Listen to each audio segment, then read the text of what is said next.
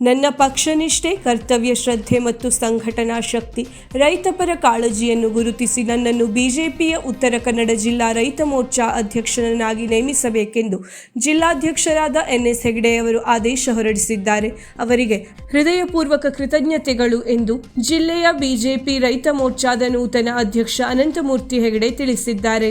ಈ ಕುರಿತು ಮಾಧ್ಯಮ ಪ್ರಕಟಣೆ ನೀಡಿದ ಅವರು, ಇದಕ್ಕಾಗಿ ಜನಪರ ಕಾರ್ಯಗಳಲ್ಲಿ ತೊಡಗಿಸಿಕೊಳ್ಳಲು ನನ್ನನ್ನು ಸದಾ ಹುರಿದುಂಬಿಸಿ ಬೆಂಬಲಿಸುತ್ತಿರುವ ಗೌರವಾನ್ವಿತ ಸಂಸದರಾದ ವಿಶ್ವೇಶ್ವರ್ ಹೆಗಡೆ ಕಾಗೇರಿಯವರಿಗೆ, ಪಕ್ಷವನ್ನು ಯಶಸ್ವಿಯಾಗಿ ಮುನ್ನಡೆಸುತ್ತಿರುವ ರಾಜ್ಯಾಧ್ಯಕ್ಷ BY ವಿಜಯೇಂದ್ರ ಅವರಿಗೆ, ರಾಜ್ಯ ರೈತ ಮೋರ್ಚಾ ಅಧ್ಯಕ್ಷರಾದ AS ಪಾಟೀಲ್ ನಡಹಳ್ಳಿ ಹಾಗೂ ರೈತ ಮೋರ್ಚಾ ರಾಜ್ಯ ಪ್ರಧಾನ ಕಾರ್ಯದರ್ಶಿ, ಪಕ್ಷದ ರಾಜ್ಯ ಪ್ರಧಾನ ಕಾರ್ಯದರ್ಶಿ P ರಾಜೀವ್ ಅವರಿಗೆ, ಮಾಜಿ ಸಚಿವರುಗಳಾದ ಸುನಿಲ್ ಕುಮಾರ್ ಕಾರ್ಕಳ, ಹರಿತಾಳು ಹಾಲಪ್ಪ, ರಾಜ್ಯ ಉಪಾಧ್ಯಕ್ಷರಾದ ರೂಪಾಲಿ S ನಾಯ್ಕ್, ಕುಮಟಾ ಶಾಸಕ ದಿನಕರ್ ಶೆಟ್ಟಿ,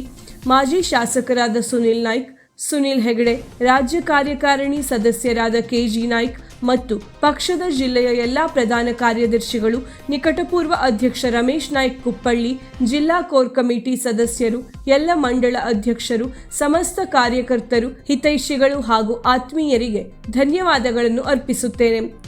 ನಿರಂತರ ಹೋರಾಟದಿಂದ ಗುರುತಿಸಿಕೊಂಡ ನಾನು ಪಕ್ಷ ನೀಡಿದ ಹುದ್ದೆಗೆ ನ್ಯಾಯ ಒದಗಿಸುವುದರ ಜೊತೆಗೆ ಜಿಲ್ಲೆಯ ರೈತ ಪರ, ಪಕ್ಷದ ಕಾರ್ಯಕರ್ತರ ಪರ, ನೊಂದವರ ಪರ, ನ್ಯಾಯದ ಪರವಾಗಿ ಧ್ವನಿಯಾಗಿ ಕೆಲಸ ಮಾಡುತ್ತೇನೆಂದು ಆಶ್ವಾಸನೆ ನೀಡುತ್ತೇನೆ ಎಂದು ಮಾಧ್ಯಮ ಪ್ರಕಟಣೆಯಲ್ಲಿ ಅವರು ತಿಳಿಸಿದ್ದಾರೆ.